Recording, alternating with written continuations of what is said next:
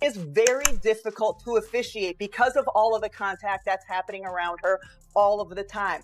That being said, I was in contact with a number of WNBA coaches yesterday about this topic of the officiating in the WNBA. All right, this is crazy. And what Rebecca Lobo is going to say regarding the WNBA referees and Caitlin Clark. Very enlightening. And to be honest, the WNBA's top brass can no longer overlook this, as the really poor refereeing in that Fever Sun game just gave us the most ridiculous illustration of the Caitlin Clark effect. The worst part is still to come. The WNBA itself may be totally destroyed by that same officiating. Furthermore, WNBA great Rebecca Lobo has raised the alarm by declaring, "This isn't just a banter dispute. If there's one thing we've learned, it's that the WNBA appears to have learned nothing at all about how to manage and safeguard Caitlin Clark, its golden goose." She even shared what is being discussed behind closed doors in the WNBA about this entire officiating scandal. This will not sit well with the league, but it had to be spoken.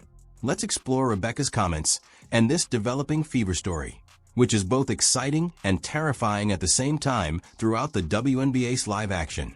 It's very obvious that the referees have an extra whistle for each like this video receives because they're clearly not using the one in their pocket. So let's start with a brief movie.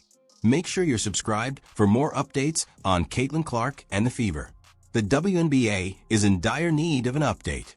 Let's take a moment to press the rewind button. The second-year player clearing out that side of the floor, shooting on Stewie, and then watch the reaction with one another. Stewie's left. Only a few games ago, Caitlin Clark triumphantly returned to the court.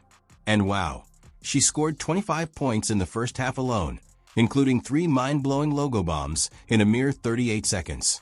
Her performance was electrifying and exhilarating. It served as a stark reminder to everyone in the league, not just the supporters, of who is actually in charge of this franchise. Behind the play, but they've got Caitlin Clark. 2 players with incredible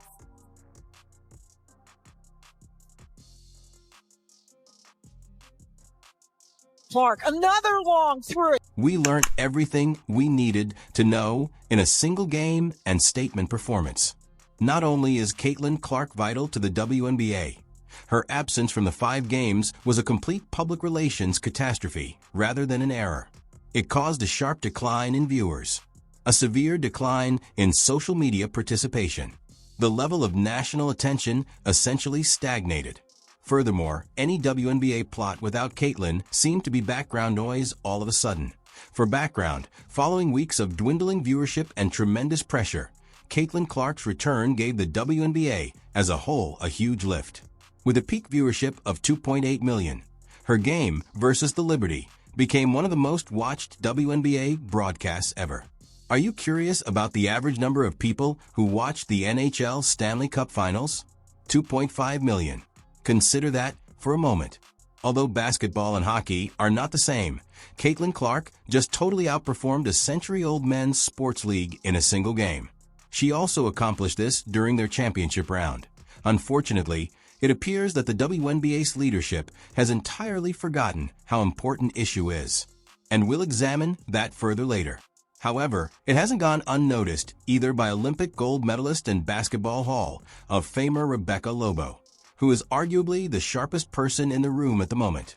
Let's listen to her describe how incredibly seismic Clark's comeback was before I get to her shocking remarks about the refs. Here we go with Caitlin Clark singularly being missing for the time she was gone, and ratings tanking, 50% in some cases. And then also she comes back and reminds everyone how spectacular she is. Now listen carefully to what Rebecca Lobo has to say. Viewers are coming back. Despite being such a straightforward line, it conveys a lot of information, because it makes it clear that viewers had stopped watching in the first place if they are coming back. And let's face it, everyone is aware of the precise moment when Caitlin Clark's absence caused a sharp decline in viewership. Lobo continued by outlining the exact reason why fans began swarming back as soon as Clark returned to the court. Talking about the WNBA. So if you needed to sort of have it affirmed to you that it is just her, that the singularity of her is what we are talking about and her star power, you got it. with this absence and then the way she came back. And indeed, that is the problem. She is one of the few, if any, athletes from a different zip code who can pull off these outrageous logo bombs with ease and consistency. And that's precisely why fans are interested, my friends. These weren't your typical long twos or even deep threes. Even players like Natasha Cloud, who hasn't held back when criticizing Caitlin, have to admit that you have to protect her the instant she crosses that middle line. Ask Rebecca. This is just not typical. Tell me, what does Clark's return mean for the WNBA? Well, I mean, it means a lot more people are paying attention once again. We know how much Caitlin drives ratings. We know how much Caitlin drives attention on the WNBA. And for her to come back and do it in that way was just... What's been happening is quite disturbing because we're talking about a pattern that is so blatantly clear that even seasoned WNBA insiders like Rebecca Lobo are speaking out about it. Nor is this limited to Caitlin's comeback.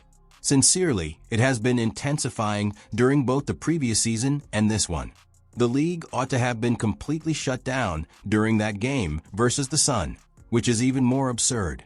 Sitting there at the end of the first quarter when she had that 38-second stretch where she drained deep three after deep three after deep three, I was just sitting there thinking, I've been around this league since 1997. I have never seen that in a WNBA game. Have we seen players go on runs? Of course we have, but not like that. Not where a couple of the three-pointers are from 30-plus feet. It was an exhibition by her. JCS Sheldon and Marina McBrath essentially tag-teamed Caitlin Clark midshot, hitting her with a heavy body check on the court immediately following a vicious claw to the face.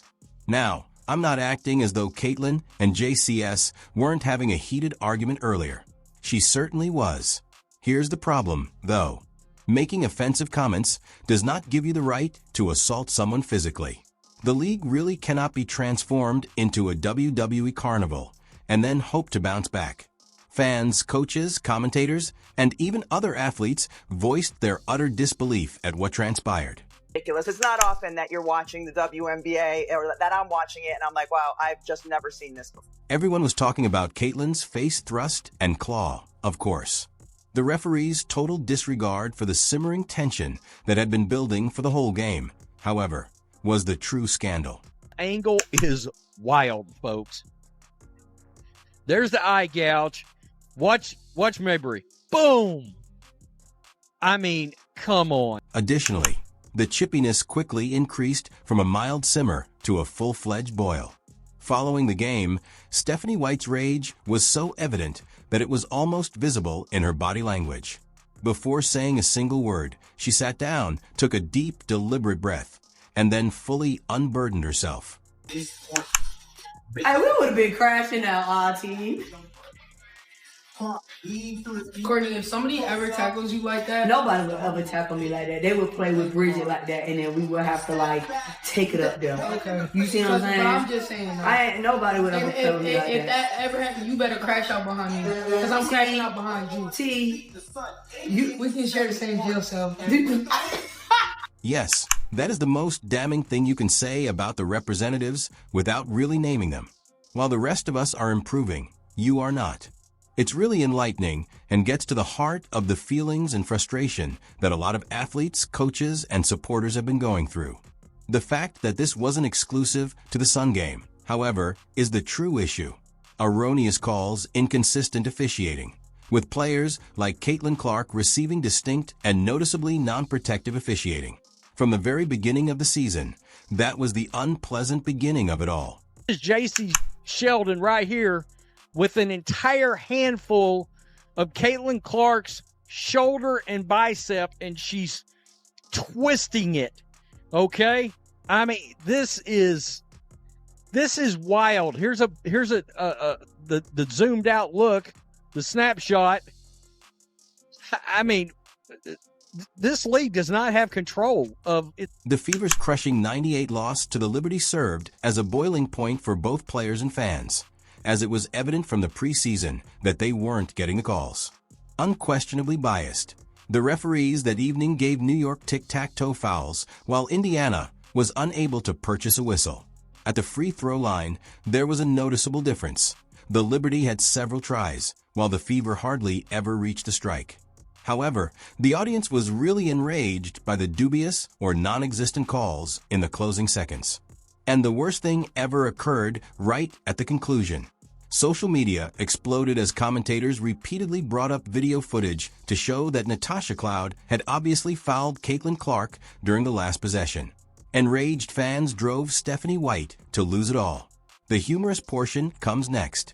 She wasn't penalized for shouting at the refs following the Sun game, but she was for that outburst.